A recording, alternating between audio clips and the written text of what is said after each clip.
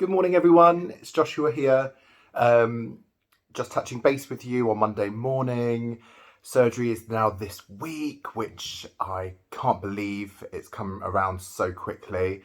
I am travelling down to Moorfields on Thursday for the night because I've got to be admitted onto the ward for 7:30 on Friday morning.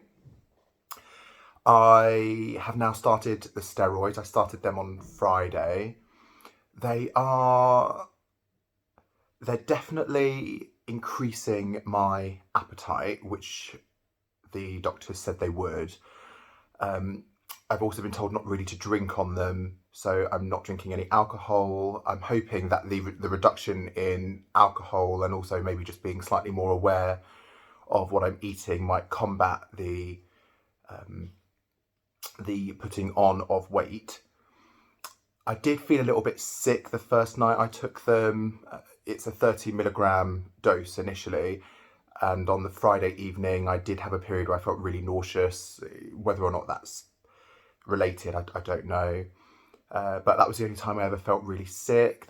And the increase in appetite is the only other symptom or side effect that I've had from them.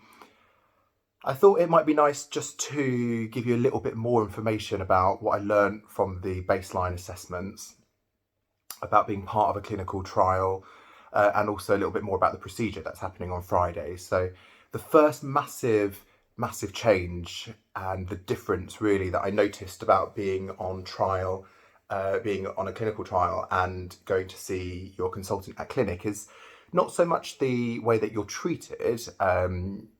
Everybody at the hospital was amazing, but the bedside manner is slightly different. So when you go to clinic and you see your consultant, you might go every 6 months, you might go every 12 months.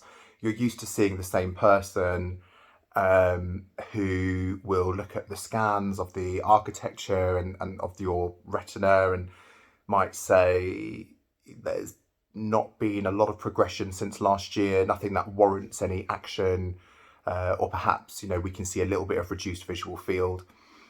When you go to clinic, you don't get that same. I say visual clinic. When you go to clinical research, you don't get that same interaction with a consultant. You are spending all day, every day with research technicians and research doctors who don't have the same bedside manner.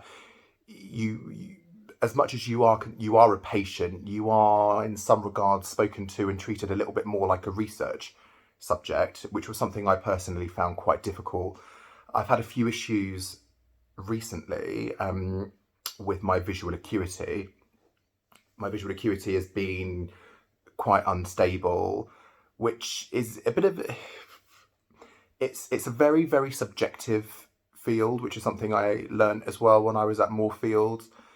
Your visual acuity can really be affected by if you're tired, whether or not you're unwell, how you're feeling psychologically, which I think explains why there was such massive fluctuations in my acuity, especially in my left eye, which is my weaker eye.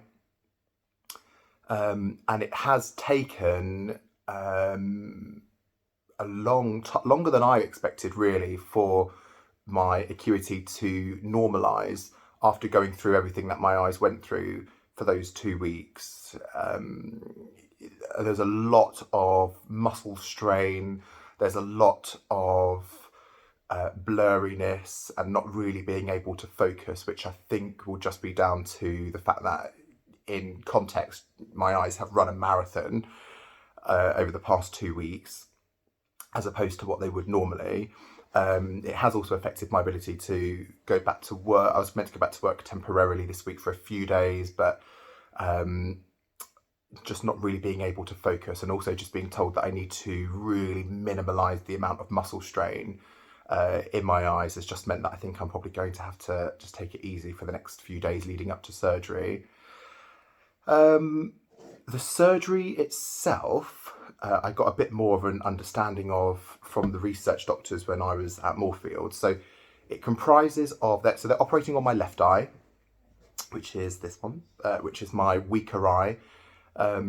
and it involves going under a general anaesthetic. They think for, well, they hope only for an hour, which then involves my eye being propped open, and 3 small incisions, so 3 keyhole incisions made to my eyeball. And the first incision, they use a fibre optic, a very small fibre optic light, which illuminates the inside of the eye.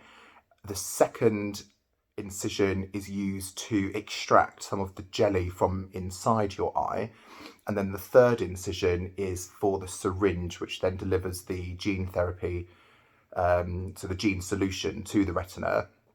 The reason they have to take out some of the jelly is because there's, as everyone will know, there's a really sensitive pressure to the inside of your eye. And if you deliver anything to the eye without taking out effectively what you're putting in, then it can upset the pressure within your eye, which can cause long-term effects. So they take out some of the internal jelly to then put the gene solution in. The adding of the gene solution then causes your retina to temporarily detach. So I've been told that for the first day after surgery, I'll have a patch on. I won't be able to use the eye at all.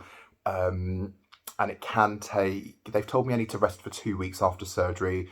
It can take longer for your visual acuity to go back to what it was before. So yeah, so that is, it all sounds quite gruesome, but it's really not. It is amazing, and I still can't really believe it's this week. I'm panicking a little bit. Like I said in the last video, it was so quick. The therapy, the trial's got 2 arms. There's an immediate arm and there's a deferred arm, and you're randomised onto one of them. And I was selected for the immediate arm, so I haven't really had any chance, or well, just no chance at all really to process it. So like I said previously, I had to say yes and then process it later. So I spent a lot of my evenings in London when I was at Moorfields for the baseline assessments, just being with my own thoughts and just really being just really processing it. I have to admit that this channel is, even though this is only my 2nd video, this has really proven to be incredibly helpful. Knowing that there's other people out there who are following the journey and who like I said previously, who know the difficulties that you face day to day, that's really, really wonderful. So thank you. I don't think there's anything else I really wanted to touch base on today. I will make another video the night before surgery, or possibly the morning of surgery, just letting you know my feelings and what it's like at the hospital. But yes, like if anybody else has any questions or anything, I've had lots of messages and lots of friend requests from people, so I'm more than happy to speak to anybody. But otherwise, I hope you're having a nice Monday morning, and I will speak to you again later this week. Okay, bye guys.